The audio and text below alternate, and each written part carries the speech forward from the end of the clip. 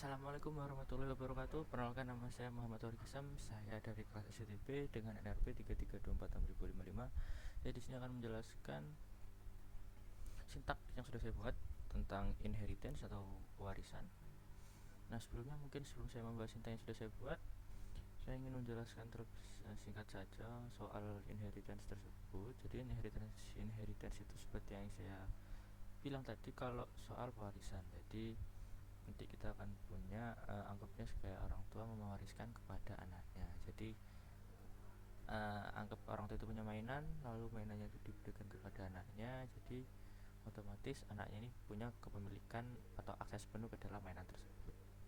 Jadi tidak usah membeli mainannya, atau kasarnya tidak usah kita membuat dari nol lagi. Oke, seperti itu, semoga bisa dipahami. Untuk sintaksisnya, yang di sini latihan 1 kita disuruh untuk membuat kelas restoran dengan atribut nama dan question type. Sudah, class name dan question type. Lalu kita disuruh untuk melengkapi metode describe dengan untuk beruntung mencetak informasi. Di sini saya tambahkan restorannya bernama apa dan menyajikan makanan apa. Untuk open restoran ini, untuk buatlah metode open restoran untuk latihan 1.3 restoran jika restorannya telah dibuka. Nah, di sini untuk buatlah objek dari kelas restoran. Sudah, kita sudah membuat objek dari kelas restoran. Lakukan pemanggilan metode describe untuk semua objek yang sudah dibuat. Nah, di sini juga sudah. Mungkin kita bisa tambahkan untuk open restoran.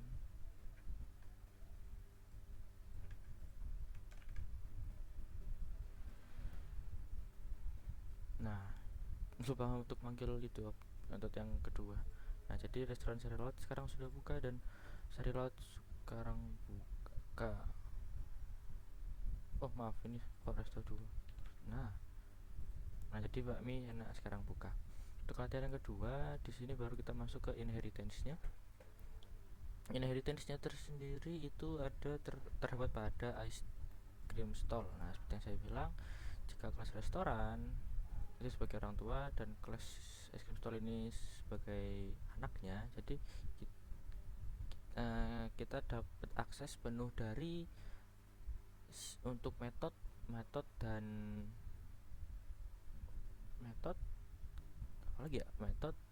lalu atribut, ya, metode dan atribut dari kelas restoran. Jadi di kelas restorannya seperti ini tadi, tidak ada yang berbeda dari yang atas. Nah, lalu ditambahkan dengan si kelas ice cream stall restoran. Definite, ini self name, question type, dan flavor. Terdapat satu tambahan, yaitu flavor. Nah, di sini terdapat super. Super ini tuh buat apa? Jadi super ini tuh kayak jembatannya antara ice cream stall dan si restoran. Jadi simpelnya kita tidak usah untuk mengisikan seperti ini tadi, kayak self name, type, question type, tidak. Jadi kita tinggal untuk manggil super, name, dan question type. Nah, karena di kelas restorannya tidak ada flavor, jadi otomatis kita harus tambahkan sendiri untuk flavornya. Nah, ini flavor untuk set flavor ini untuk menyimpan daftar ini ya, rasa-rasanya nanti buat si es krim. Lalu untuk menampilkan si es krimnya menggunakan looping. Nah, lalu di sini kita buat objeknya, yaitu restoran. Kita panggil ke restoran dengan yang bakar pak kumis, masakannya tradisional, estol, objeknya estol. Lalu ini kelasnya dengan es krim lembut dessert.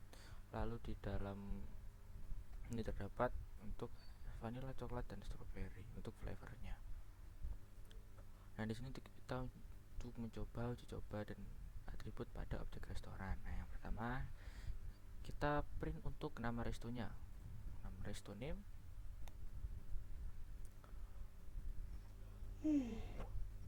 Nah, otomatis ini akan menampilkan nama restoran. Lalu yang kedua ini untuk question type, menampilkan jenis masakannya. Lalu di describe restoran ini memanggil metode untuk menampilkan deskripsi restoran.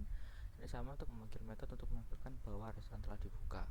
Nah, hasilnya kan kayak gini, sesuai yang kita isikan tadi. Ini name-nya, ini name-nya, ini question type-nya. Lalu ini untuk kesulitan pertama, percikan makanan tradisional. Lalu dan sekarang sudah buka. Untuk tes objek es krim sama, ini menampilkan namanya, warung stand es krimnya. Lalu ada jenisnya, ini jenisnya dessert. Nah, lalu di sini untuk describe restoran sesuai. Nah, kita kan tidak menambahkan describe restoran ke dalam es krim stall. Tapi kenapa ini bisa? Karena kan kita memanggil tingkatnya kita pakai warisan kita dari orang tua kita, yaitu si parent. Jadi kita tidak usah untuk open restoran, kita tidak usah buat metode open restoran dan open restoran dan describe restoran, karena kita tinggal panggil pakai si super ini tadi. Jadi otomatis akan jadi seperti ini, dan loopingnya tadi ini tuh berfungsi untuk membuat ini agar lebih enak dilihat. Untuk latihan 3, kita modifikasi describe restoran pada kelas es krim store agar menampilkan informasi spesifik tentang kios es krim. Nah, di sini kita karena kita membuatnya udah mulai di sini kan describe restorannya kan lebih ke di sini kan describe restorannya kan lebih ke masakannya itu sendiri. Nah, di sini kita disuruh untuk membuat lebih informasinya itu lebih spesifik tentang kios es krimnya tersebut. Pada kelas restorannya tidak ada yang dirubah. Nah, tapi pada ini kita baru terdapat untuk describe restorannya. Ini khusus untuk si es krim. Dengan kios es krimnya bernama apa, spesialis dalam es krim ini, tipe es krim apa, dan menawarkan berbagai rasa es krim. Jadi kita buat objeknya restoran warung nasi uduk, itu manggil kelasnya restoran, ini manggil kelasnya es krim dengan kios segar dan kios tabnya dessert, dan ini rasa-rasanya. Nah, kita tes describe-nya, tes describe restoran pada restoran warung nasi. Kita disuruh jadi kolom describe menggunakan objek dari kelas restoran. Oke, kita belum menambahkan yang berarti kita bisa tambahin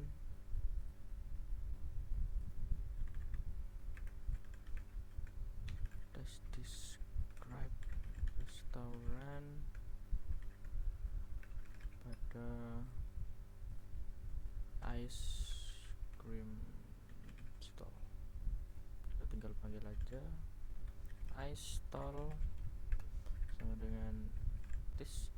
Ini akan menampilkan walaupun sama ya describe restoran, tapi karena kita sudah memastikan di wrapper ice stallnya ini pakai kelas ice cream, jadi aman sesuai dengan input yang dia mau, yaitu ini. Untuk masuk ke latihan 4, kita buat class user dengan atribut first name dan last name serta akhirnya keduanya menjadi private. Nah, pada ini kita membuat class user. Ini sudah kita buat private.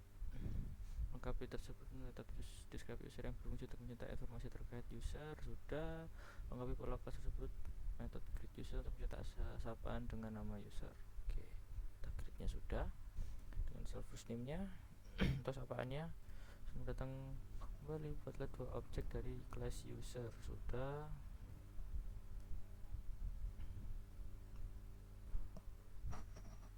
Ini untuk objeknya dari kelas user, yaitu user pertama Andi Wijaya atau nama depannya Andi, nama belakangnya Wijaya, dan user 2 nama depannya Rina dan nama belakangnya Sutanto.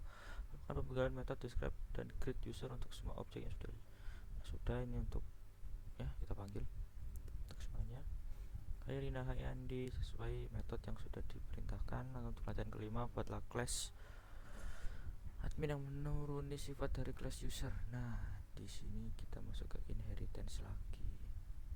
Nah, tadi kita sudah bikin kelasnya user, lalu kita bikin kelas baru yaitu admin, dengan admin ini anaknya dan orang tuanya sebagai user. Sama user tadi itu dibuat untuk jembatannya. Kita save privilege. Jadi first name dan first last name ini sudah diambil dari si class user, lalu save privilege ini dapat menambahkan post dan dapat melarang user. Nah, di sini untuk si show privilege tadi suruh nambahin ya tadi. Tambahkan metode show privilege untuk menampilkan privilege yang dimiliki oleh admin. Nah, ini hak aksesnya. Lalu dia akan ngeprint dari sini.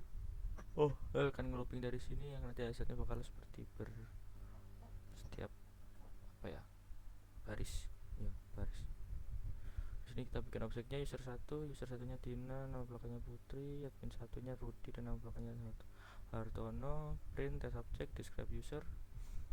Jadi kita ngambil dari si ini, ketika usernya akan muncul nama depan dan nama belakang, lalu create user ini menyapa user dengan pakai nama depan aja. Nah, lalu di sini test object adminnya, describe usernya. Nah, otomatis jadi seperti ini. Warnanya ini sapaannya, test objeknya. Rudi, hai Rudi, selamat datang kembali. Hak akses adminnya dapat menambahkan pos, menghapus pos, dan dapat barang user. Dan latihan 5 sudah terpenuhi semua. Ya sudah, pada kedua kelas sudah. Untuk latihan 6, modifikasi metode describe user pada kelas admin yang berfungsi untuk mencetak informasi terkait user dan dapat daftar privilege yang dimiliki oleh objek. Nah, ini sudah ribet ya. Oke.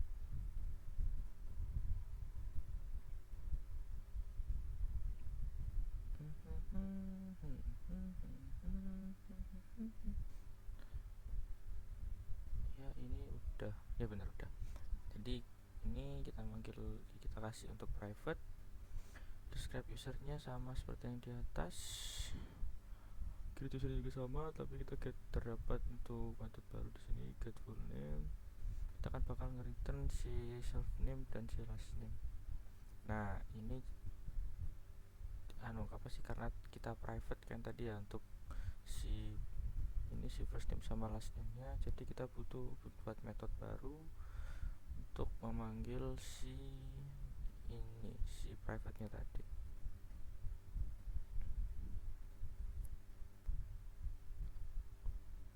Lalu untuk describe usernya juga menambahkan self get full name, karena kalau kita cuma menambahkan si describe user itu tidak akan bisa karena ada private nya di sana.